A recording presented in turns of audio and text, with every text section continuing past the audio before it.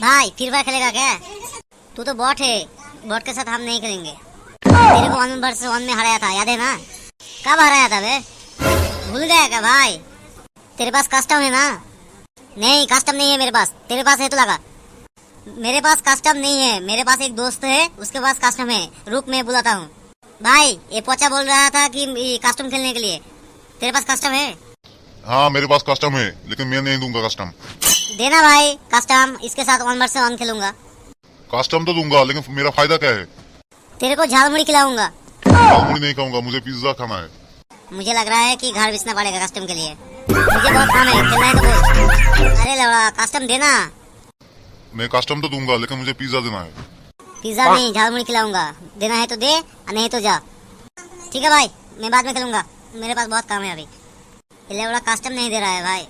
Custom होता मेरे पास तो तुझे देखा था। ठीक है तुम लोग गान मारो, मैं आ रहा हूँ।